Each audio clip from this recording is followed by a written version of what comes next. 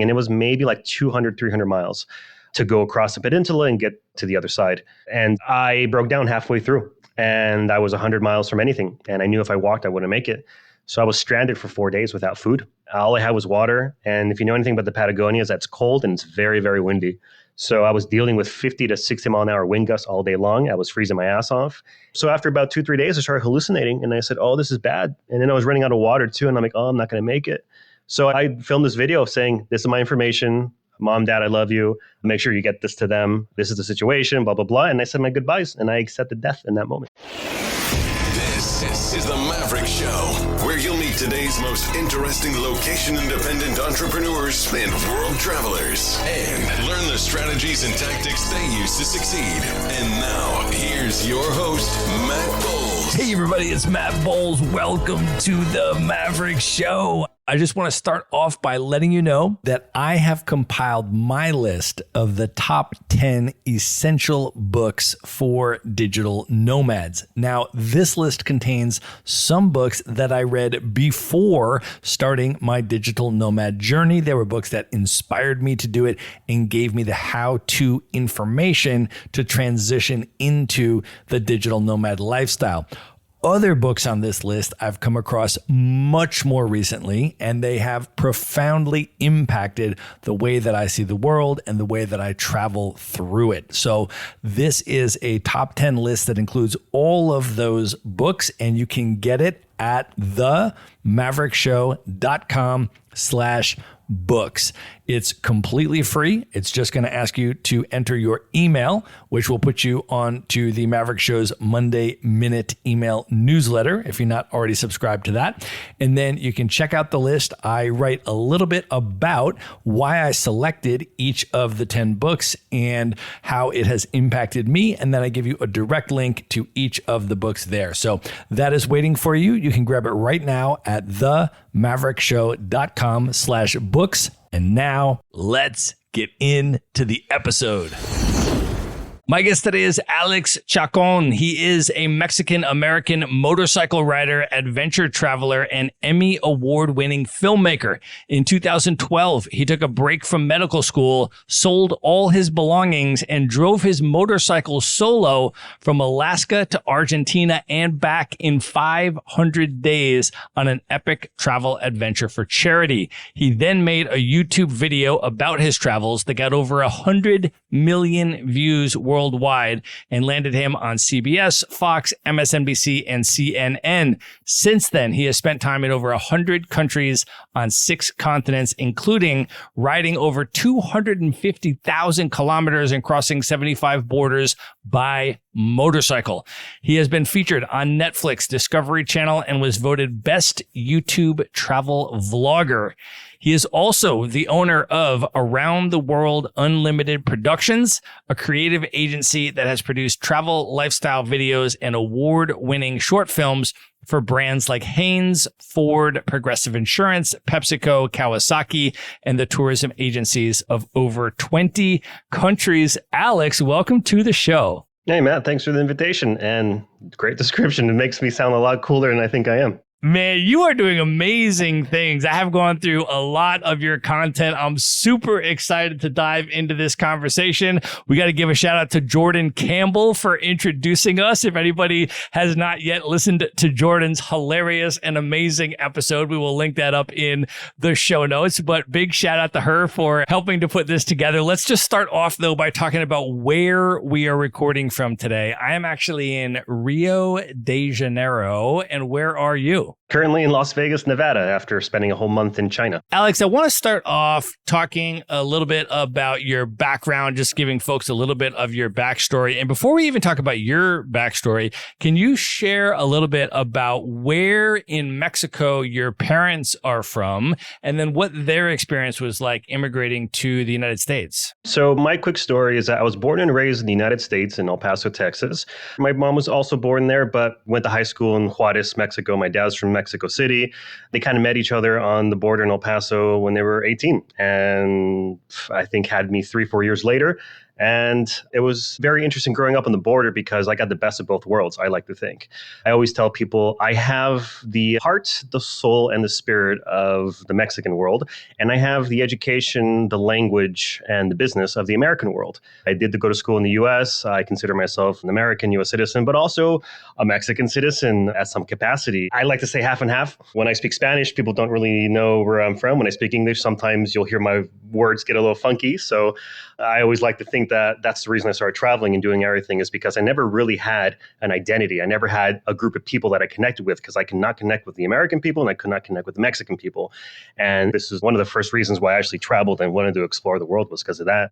Can you share a little bit more about what it was like in El Paso and coming up as a kid? Can you talk about the role that soccer played in your life and what life was like there as you came of age with those different identities, and just give folks a sense of the dynamics in El Paso in terms of the Mexican immigrant community there and what that's like? So I always describe El Paso as the black hole, and most people who are born there stay there. It's that kind of place where you're 4.5, almost 6 hours driving away from anything. You are 5 hours from Albuquerque, you are 9 hours from Austin, Texas, and you are 6 hours from Phoenix. And if you go south into Chihuahua, you're 4.5, 5 hours from Chihuahua. So it's one of those places that is living in its own bubble. It's one of the few democratic counties in Texas, and it really sets itself apart.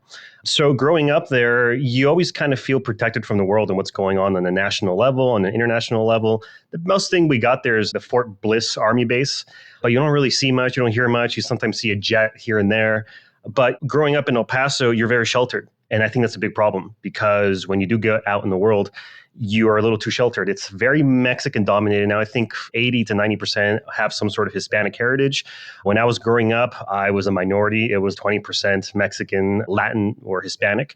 And then it was 80% white in that sense. So it was very interesting. And now it's the opposite. It's completely inverted. And that's what's happening with the whole melting pot situation around the entire southern United States. So growing up there gives you a sense of safety. It's also rated the safest city in the nation, next to Juarez, Mexico, which at one point was considered the most dangerous city in the world.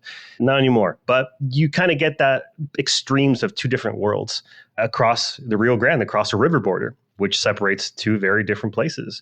So growing up there gives you a false sense of things because you're so much in a bubble. And I'm sure you've experienced that in some of your life, Matt, and you're protected in some things, you're really well versed in others. But then when you have to hit the real world and meet the real people, it's shocking, especially at a young age.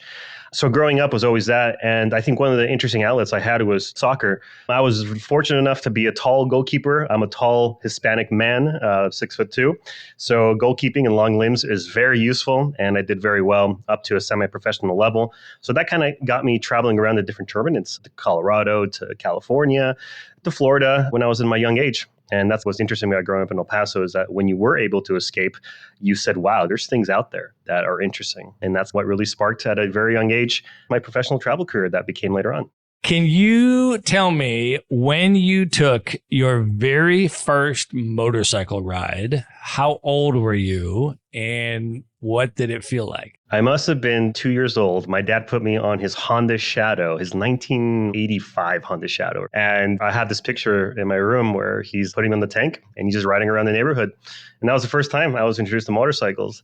I love my dad. Great dad. He never had a dad himself, but he's done a really great job for all the things. And one of the main life lessons he gave me was a little strong lesson on the motorcycle world, which was when I was 15 years old, he had a Honda CBR 1000. That's a very heavy bike. It's a very, very powerful bike. It's the bike that can kill you if you don't respect it and you don't take care of your throttle control, your clutch control, and have some experience on things. So he said, look, I know you want to drive a motorcycle.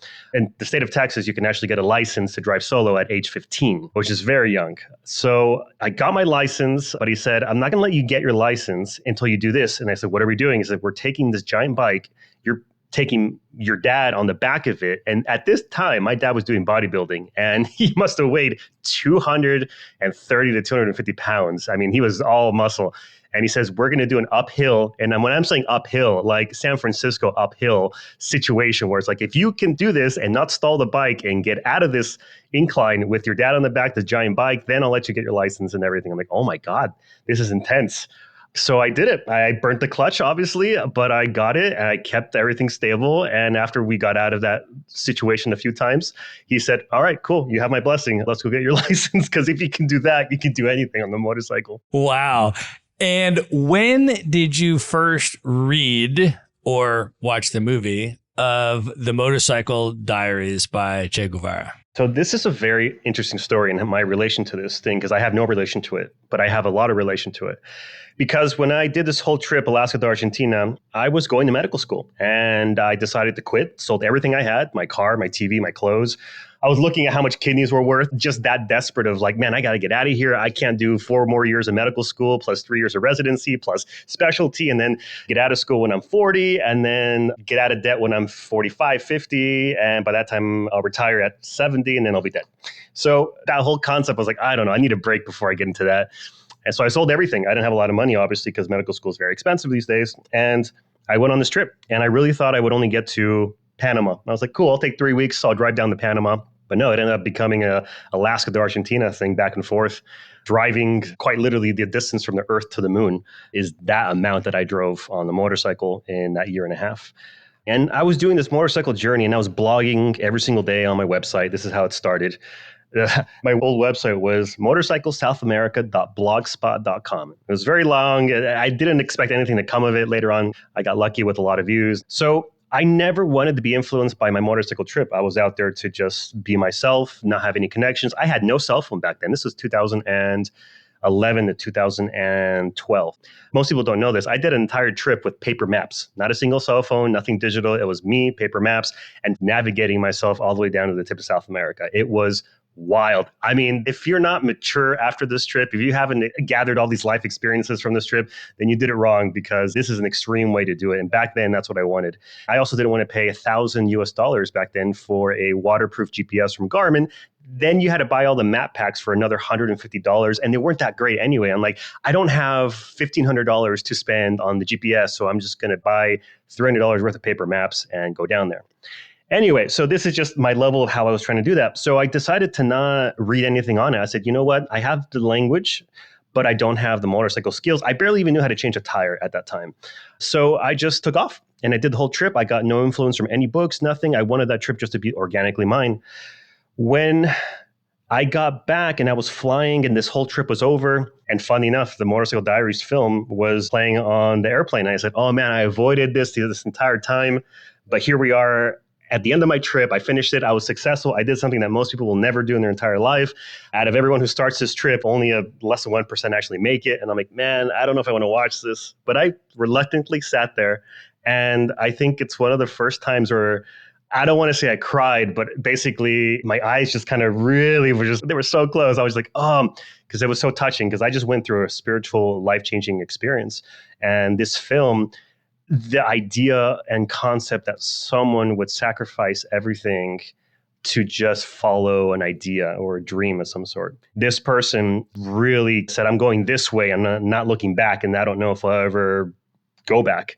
And that was exactly what I did, which was I'm going to leave, and I don't even know if I'm coming back. So that's how I relate to that film, just the end product and the connection of, okay, I get it. All the scenes, I've been there. I was just there. Oh, I did this. Oh, my motorcycle was also broken down over here. Oh, this is so funny. But I was going, quitter. You could have found another way. Whatever. But different times. Well, it is pretty amazing that you and Che Guevara were both med students. You were both in your early 20s. You both did this route. I mean, it is amazing. And you never saw the film or read the book until after you had finished. And in the film, Che is played by Gael Garcia Bernal, who is a Mexican actor as well. So that is pretty amazing. I'm curious, though, leading up to the decision to go on this trip, this was not your first long distance motorcycle trip. And I'm wondering if you can take us a little bit on your motorcycle journey and the progression leading up to this trip. I understand when you were 17,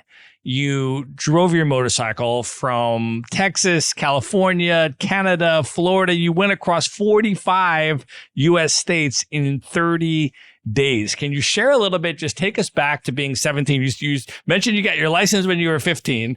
So you had some motorcycle experience, but at 17 to do a trip of that duration, 15,000 miles or so, what prompted that trip? So I was dating somebody who was a year older.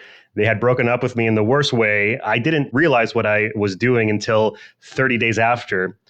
Is I needed closure, and I didn't know that's what I was doing. But when I was 17, I needed answers. So this festered with me my last year in high school. And I just said, it's been 4 or 5 months of torture. I need answers. And I had no money, obviously. So I just had my motorcycle that I purchased with my own money. But I was like, oh man, this is going to be really expensive. I can't take a bus. I can't fly. I'm like, how much is gas? And if you know anything about motorcycles, I had a Kawasaki KLR 650.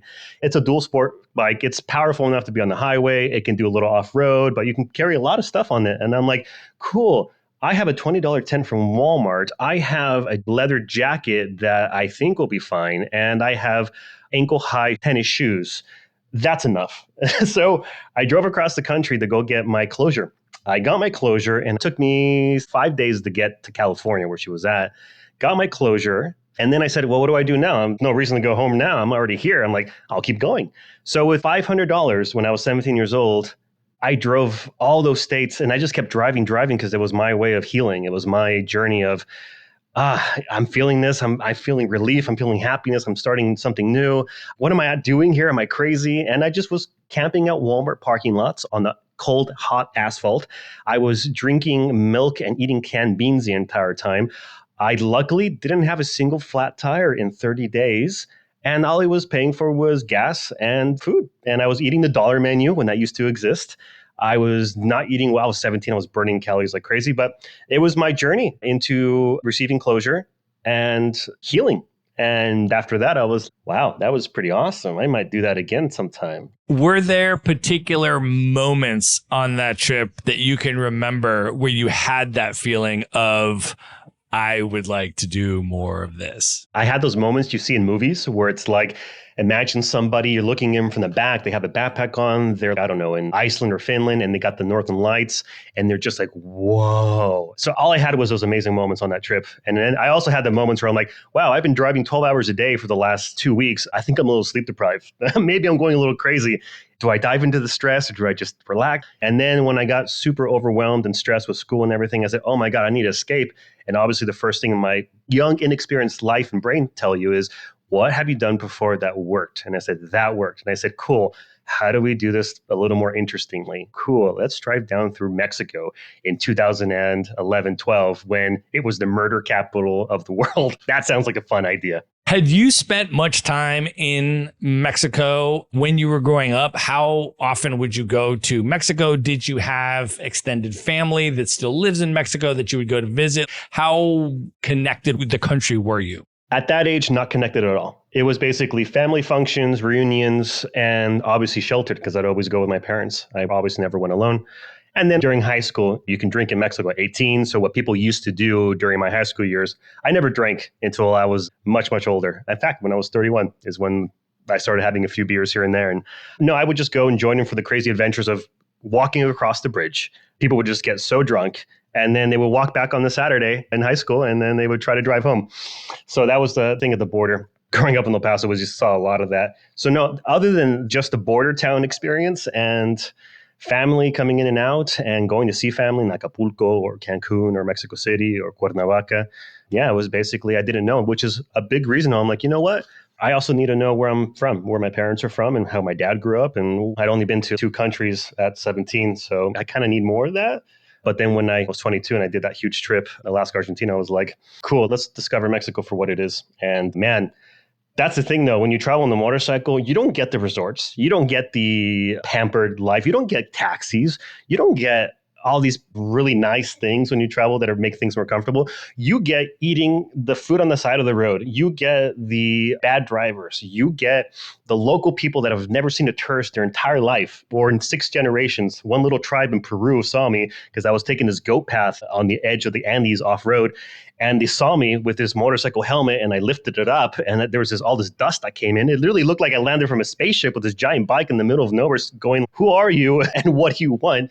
Were the first reactions. And they literally said, we have never seen someone not from our community in 6 generations. And I said, oh my God, cool. For Mexico in particular, when you rode on your motorcycle there as an adult and got to immerse and got to spend time there, what was that reconnection experience like? How did that impact your identity and your deepening connection with your heritage in the country of Mexico? Well, you hit the nail on the head on that one, Matt. It's identity. They didn't have an identity in El Paso because, again, not having a community or a group of people, even though I was on the soccer team, even though I was in the track and field, even though I was in bands, even though I was in the chess club, all these different things, for some reason, I never connected with them. So connecting with the Mexican heritage that I had was very nice. I said, oh, okay, this is the things my mom says to me. Oh, okay, so this is how you receive people in your home that you've never met before. My family did it the same way. Okay, so it wasn't just an isolated situation. It was the culture of, hey, how can I help you? Smiling, generally very happy to receive foreign people, curiosity of other places and cultures. And that's the type of people you meet on motorcycle journeys. Is you meet the people from the farms. You meet the people that are working on the road. You meet the gas station people that just want to sit there and talk to you the entire time, take selfies with you. You meet those people that are just so interested in knowing who you are and what you're doing, and so happy to give you candy, to talk to you, to help guide you, to tell you how far from this, to be careful with that. And hey, if you have time, we'd like to have a beer with you or something. So I discovered that part of my culture that I didn't know was so common within the Mexican people. Well, I want to ask you about a range of experiences that you have had now traveling so extensively through Latin America. And I think I want to start by asking you about your experience going through Honduras and ending up in a jail cell. What happened there? Yes. Oh, the juicy stuff. So there's corruption everywhere. However, the corruption that you see in Honduras and Central America is a little more on the surface, let's say. So in Honduras, I was trying to cross a border. They do a little fun scam there. When you drive through Honduras, you enter through Guatemala or you enter through El Salvador, and then you exit the other side. So you go through two different border places. To make some money off the foreigners, what they do, which is so mean, was taught me a great lesson, which helped me on later on in life and other travels because I caught the mistakes. This one was deliberate in Honduras. They stamped my passport with the right date, but the wrong year. So by the time I was 7 days down the road trying to exit the country, they said, oh, you overstayed your visa by a year. I said, that's a huge fine, blah, blah, blah. I'm like, oh, that's dirty. That's a dirty trick. So that's what they do. But we can work something out. You get the little spiel, whatever. And, you know, back then I was a little, let's say, naive to how street life goes. And I learned a lot on that trip. And one of them was when you call out the bribe and you call out the corruption, it doesn't end well sometimes. And what this one was, I said, I know what you're doing. I have video evidence. I have a blog. I have geolocations on my Spot GPS, which is a GPS location tracker for emergencies that I had. And I said, I have absolute undeniable proof I have not been in this country for more than a year. I said, this is deliberate. And I said, I heard some stories. I wasn't sure. But yes, this is corruption. And I said, I will not be paying your bribe. And I need to speak to your boss. So what does a little lowlife do? Puts you in handcuffs, puts you in jail cells, and tries to wait you out. And it becomes a little game. Any bribery situation for me on the road with police, with any transit officials, it's always a game of time. How much time are you willing to lose? And that's what I learned later on through having a situation like this multiple times. It's just how much time can you waste? And I'm like, you know what?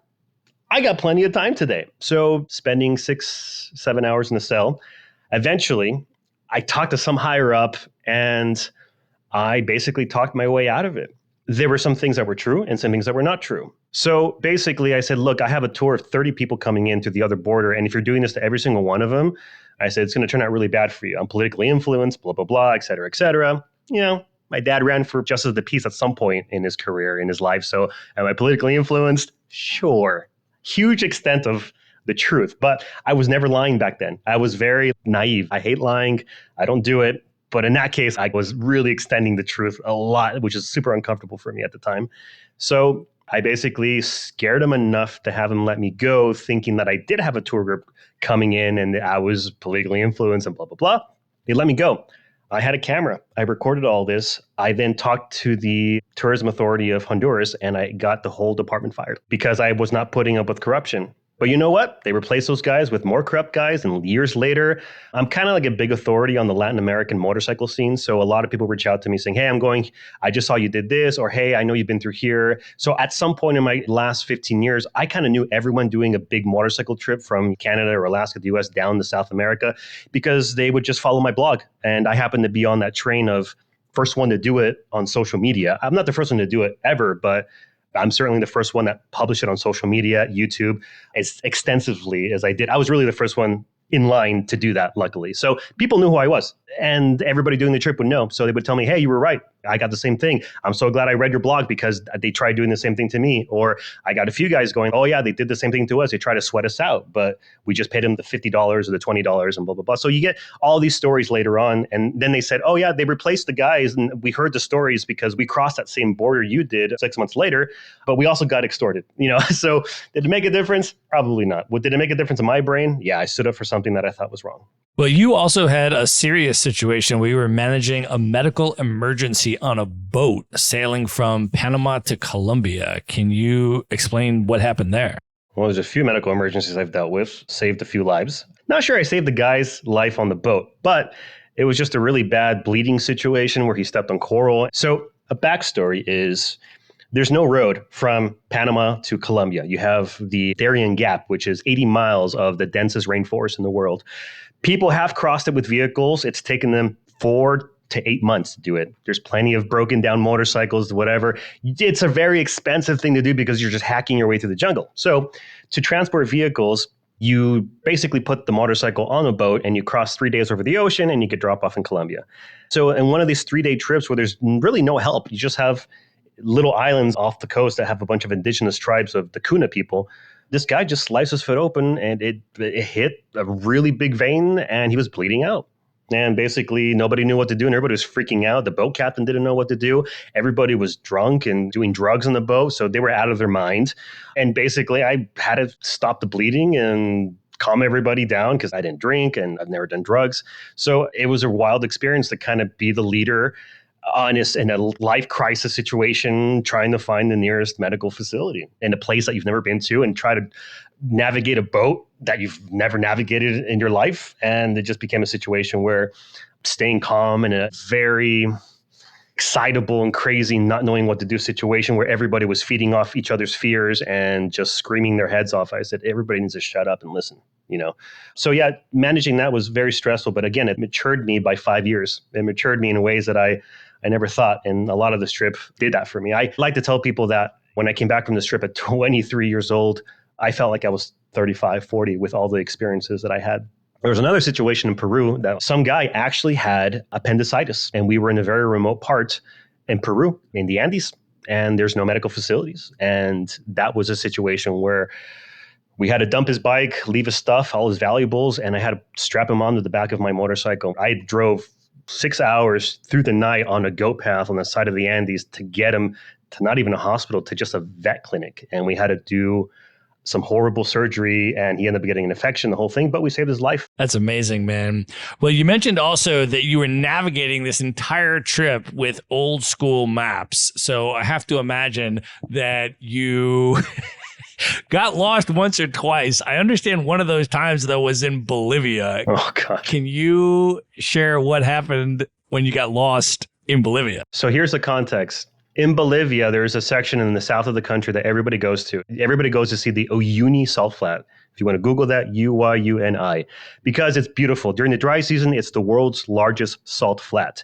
During the wet season, it is the world's largest mirror because the water is still. It's not an ocean where it moves. So at certain times, there is just a complete pane of glass on the floor where the sky paints itself on your feet. And it's the only place in my life I've had an out-of-body experience. You don't need drugs to have certain experiences in life, and this is one of them, because when I drove out to the very middle of it, I couldn't tell where the sky ended, the floor started, and I lost my balance and I got vertigo just by standing looking at absolute infinity. It was crazy.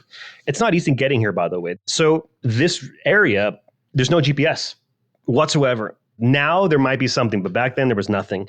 So only doing paper maps, usually you pay a tour to do this. You pay somebody, you go in this vehicle with 6 other people, you have a guide who's been doing this his whole life, and they know the tracks, they know the mountains, they know the whole things, but the area is so vast. It made no sense for me to pay for a tour. One, because I don't want to spend the $150 to do the tour. I also would slow them down because I have to stop to refuel. I need to stop just to relax. I need to stop to eat. I need to stop. So they just go. They drive. And you see them just go, 130 kilometers an hour down these volcanic dirt gravel places where there's 1,000 different lanes that you can choose from. And if you've seen a picture, you've ever been, you know what I'm talking about. And you can get easily lost. So it was the wet season, unfortunately. And some sections people don't drive through because you get stuck. So I got stuck for 2 days. It was very frustrating. My bike was very heavy, obviously. I didn't have the proper off-road tires. I was carrying a lot of camera gear to record everything. And the thing is that it's like 350 to 400 miles for any gas. So I failed multiple times. I tried going, I got lost. I came back 4 days later to Uyuni, and the hotel guy was like, I thought you left. And I said, I got stuck for 2 days and I had no gas and I wasn't going to make getting to Chile. And I had to turn back. He says, oh, okay, well, don't do that again. I'm like, no kidding. So yeah, it took me multiple tries. I failed miserably. All I had was a compass. I had to navigate through some of the most difficult off-road that you can imagine when it's wet, crossing rivers, lakes, running out of gas. I found one of the tour guys, luckily, that gave me some of his gas. I'll never do that again. Now GPS is so cheap. You got your phone. That doesn't happen to anybody anymore. But back then, that was a whole different animal. Well, I completely agree about the Uyuni Salt Flats being one of the most spectacularly beautiful and amazing places in the world. I recommend Bolivia to people so highly. It just has otherworldly landscape. You really feel like you're on a different planet. I've never seen anything like it. And I have to say, you have captured some extraordinary footage on your YouTube channel of the Salt Flats. And so we're going to link that up in the show notes. I want people to go check it out because you've got the drone footage from above. I mean, you really have some spectacularly beautiful footage of that area. I also, though, in Bolivia, I have to ask, because when I went to Bolivia, I mountain biked the world's most dangerous road, which was one of the most special travel days of my life ever. It was one of the most beautiful and incredible and amazing things that I have ever spent a day doing. For people that don't know, the reason why it's called the most dangerous road is because there's a 1,000-foot sheer drop off with no guardrail on about a 1-lane wide road. And back in the day, the cars used to try to pass each other and one would go over the edge and that would be lights out. And so they used to have hundreds of people dying on the road. Nowadays, they have a bypass road. So it's mostly just mountain biking guided tours that go down, which is how I went down with a professional guide. And it was safe enough for me to do it. You, though, and I have seen your video, you rode your motorcycle on the world's most dangerous road. Can you share what the experience was like for you and what it felt like riding a motorcycle on that road? The world's most dangerous road to me is one of the world's most beautiful roads because you go from very high altitude, fog, cold, elevation. And then by the time you get to the bottom of it, you are in a tropical sauna. And then you see the cliffs, you see the views. It's really quite a beautiful road. So I've actually done this twice now on the motorcycle. And the first time I did it, I learned a very interesting lesson. You never want to start at the bottom and work your way up. Ideally, for me, visually, for a motorcycle road trip situation, it's the best way to experience the road because you go from the jungle, you go to the mountains, you go slower, you don't burn your brakes, you don't mess up with your clutch, the whole thing. However, we have people like you doing the mountain bike thing, going downhill, that don't stay on the side of the lane that they should because it's a very small 1-lane situation, off-road, gravel, and most people are looking around, doing their thing, taking the pictures, riding as fast as they can because they think it's fun, and they never expect a motorcycle to be on that road. So I had to basically dodge the cyclists like that, and I got yelled at by one of the tour guides, whatever, and he said, oh, you got to come down. It's like, number one, 2012, no one told me. Number two, there's nothing that says I can't go up. Number three, there's no warnings. There's not even a guy with a gate back then. Now there is. But if you do your mountain biking thing, you can get a really cool shirt that says, I survived the death road, which is the number one selling product that these people have. And let me guess, you got one, right? I have one indeed. The marketing gimmick worked. That's a nice $25 shirt right there. It absolutely worked. Well, I imagine also on a trip of this duration that you also have breakdowns. And I understand that you had a breakdown in Patagonia in Argentina. Can you talk about that experience and what happened? Yeah, so the Patagonia, for those who don't know, is kind of like saying it's the Canadian wilderness, or the Colorado Rockies. It's a giant area. So the Patagonia is the southern part of Argentina towards the tip of South America. And it's also in Chile. If you look at a map right now, if you go down south to Chile, the road eventually ends and then you got to cut into Argentina and you have to work your way down south. However, when you go down through Chile in the Patagonia region, you can take boats and you go from peninsula to island and you can work your way down pretty far down, but then eventually you got to cut in. So I was doing this thing where I was down there and I was in the Argentina side and I was going from mainland to a peninsula to kind of cross this kind of remote part because it looked really beautiful. And I said, cool, I'll do that. However, the ferries in these areas sometimes run every single day of the week. Sometimes they run 3 days a week. Sometimes they run once a week.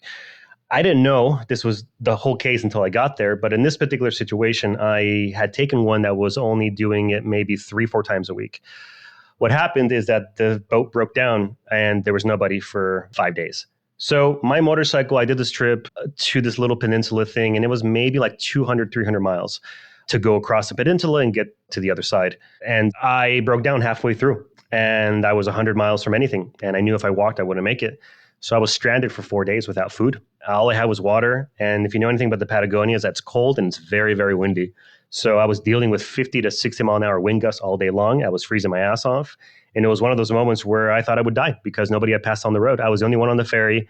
And I said, something went wrong here. They should have been here a day ago, 2 days ago. The first day was fun. The second day was concerning. The third day, that said, this is it. The fourth day, I had one GoPro HD2 back then.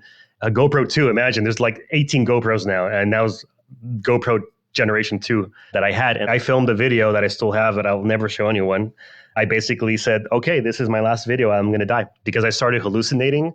And I said, okay, this is lack of food. I'm not going to make it. My engine broke down. The oil got so used up because I was fighting a headwind of 60 miles an hour that the engine just seized. So there was nothing I could do. So survival situations tell you that you should just stay put unless it's like extenuating circumstances. Anyway, so I ran out of food. So after about 2-3 days, I started hallucinating and I said, oh, this is bad. And then I was running out of water too. And I'm like, oh, I'm not going to make it. So I filmed this video saying, this is my information. Mom, Dad, I love you. Make sure you get this to them. This is the situation, blah, blah, blah. And I said my goodbyes and I accepted death in that moment. And the next day, could barely walk. I know it sounds extreme, but after 5 days of not eating food and being cold and shivering and trying to burn calories to stay warm and just sitting there, it just, it wasn't looking good. And I had run out of water. So I started walking on day 5. And within an hour of walking, somebody passed by. And I saw that. I was like, no, that can't be right. And I just threw myself on the floor and I said, you're going to have to stop. You either kill me, run me over, or you stop. So they stopped and I said, oh my God, this is my situation. It's like, oh, the ferry broke down, whatever, cool. And I got rescued. And I had to find a very creative way of getting that motorcycle somewhere and finding parts for it. And I got stranded for a month and a half in Argentina in a little town and I had to rebuild the entire engine. And now I know how to rebuild it by hand, almost any motorcycle engine because of that. So I learned, I adapted, I found a mechanic to help me and guide me through it and learned a skill, accepted death, and I know what that feels like. And ever since then, I have set myself free from being afraid of dying. And that was really quite the experience. Wow. Well, I know that there was also a charity component of this trip. What were some of your most poignant memories of the volunteering that you did and the local cultural immersive experiences that you had along the way? So back in 2011, 2012, when I did this, I would be blogging daily. And I think this is why I had such good success in the past starting this journey was because I was doing it every single day. So every single day, somebody had something to look forward to after their day of work. And like, oh, what did Alex do today? Let me see his pictures and what crazy adventures is he on? So I eventually ran out of money on this trip. And the only reason I was able to finish it was because I started getting followers and subscribers back in 2011 for my blog, and they donated money. So because of the kindness of the followers that I had and family members, I was able to complete the trip, but only by their generosity because I ran out of money. So on my website, I had two things. I had a PayPal for myself. I said, hey, if you enjoy this, whatever, and you want to maybe help buy some gas or food, this is the only thing I'm spending on. I'm not spending it on booze. I'm not spending it on frivolous things, but it's only for my travel logistics to keep this trip going because I am running low. I was very honest. And people would donate to me. At the same time, next to it, I said, and I'm kind of making this trip kind of a charity thing. So if you feel like donating to this specific charity that I had on the website at the time, they could donate there as well. And that was one of the first ways I did it. Then during the trip, I would go to churches. I would volunteer for half the day. I was a medical translator in some countries. I would help the physically disabled in Colombia, helping them get home. If you know anything about Colombia, is that there's no infrastructure for people that are disabled, especially those who are in wheelchairs or on crutches. When they go home, imagine San Francisco, the inclination of a hill in San Francisco. Imagine having to go up that in a wheelchair and there's no sidewalk, by the way. It's just a street and there's giant stairs that the regular people use that don't have physical disabilities. And then there's the people who are basically cutting in a zigzag motion all the way up the hill that sometimes takes them an hour to get home every single day pushing. Anyway, so I just found a random guy and I said, hey, are you going all the way up? And do you need help? He goes like, yeah, I do this every single day. I'm like, how long does it take? And can I help you? And he goes, sure. And so I pushed him up the entire thing. I got a huge leg workout and a back workout, and I got an education on the challenges that he faced. And I was able to educate people later on, and he was able to pass legislation. He was involved in this community, and it was a really cool story. So then I started helping that community, and then I helped people babysitting and doing other stuff in Argentina to doing some conservation work. And so I was trying to do different things in different countries, and it was little bits and pieces here and there, and I would do as much as I could. So it was a website component, it was a physical on the boots on the ground component, and that was part of that trip. In the Motorcycle Diaries book, film by Che Guevara, his motorcycle trip, in addition to being a personal growth journey, his experience also became a moral and political awakening as he was exposed to and immersed in the inequality and injustice that exists across the continent. And I'm wondering if you experienced that on your trip and how the trip impacted your worldview. Yeah, I mean, I see this every country I go. There's the inequality. There's not a single place I haven't been to where I go, oh, wow, India has really amazing people that are really friendly, really nice. Then you look over and there's the slums, and you look over and there's the rich neighborhood. Same thing in Brazil, where you're currently at. In Rio de Janeiro, you got the favelas. The richest part of town is next to the poorest part of town. And there's crime, there's all these horrible things happening in these favelas, and you got these rich homes, which they say are owned by the people who have dirty money. And they live in harmony because they know they don't mess with that guy, or that guy's a big thing, whatever. So you see this everywhere you go. It doesn't matter. It happens on the streets in Guatemala to, I was just in China, happens in China, everywhere. So this particular trip changed my perspective on a lot of things. It was the social economic situations, the discrepancies, the political corruption, the on the ground corruption to the nationwide corruption. But here's one thing I never thought I would learn that really kind of changed my perspective on the world was, when you live in a country that is not well educated, that doesn't have a good medical system, a lot of interesting things can happen. One of them is, my first experience to this was in Guatemala, where I saw a guy on the streets of Antigua asking for money. And he had his 2 feet next to this thing, and they looked like the size of elephant feet because he had a condition known as elephantitis, which is just the abnormal growth of different parts of your body. And I'm sure you might have seen this in medical books. You might see some documentaries on it. If you watch the network TLC in the United States, you'll see all these like medical mystery things. It's elephantitis. It's gigantism. It's something that your body, it's like cancer. It may not kill you, but it's going to cause things in your body to go very, very wrong. So this guy, I started talking to him, and I got his life story, and I started chatting with him, and I figured out that he was outcasted from his family, from his society, from everyone in this, because they didn't know what he had. They considered him a bad spirit. They considered him not a freak of nature, but they considered him a bad omen. And they didn't understand that what he had was a medical condition. It was more of a spiritual, religious view of him. So the one thing I've seen around the world consistently in these types of places that live their life strictly on religious ideology, or in places that are not well educated for biology, is the misunderstanding of other humans, of other situations, of other details. And it was really sad for me they stay away from you because they think you're contagious. They stay away from you. You've lost your network and your family because they consider you they don't understand why you have this, and you're just a bad egg that could affect them. And I said, that's so sad. So that was my first experience to something that I never thought I would learn. And that's something I see all over the world in different capacities and a lot of different derivatives where I feel like it's my duty. And if you go to my social media, my Instagram that I post all my travels on, I do these little stories. I'm like, hey, this is the situation here. This is what I thought I used to know about it, but this is what I learned by being here. And your perspective on it should maybe be a little different through somebody who's actually been here and somebody you've watched travel 100 countries, and hopefully somebody who has a little more life experience to things that what I'm saying about this particular situation, maybe you should reevaluate your thoughts and feelings on it, because my ideas and the things that I've learned about this particular thing have changed, and I hope you'll look at it differently.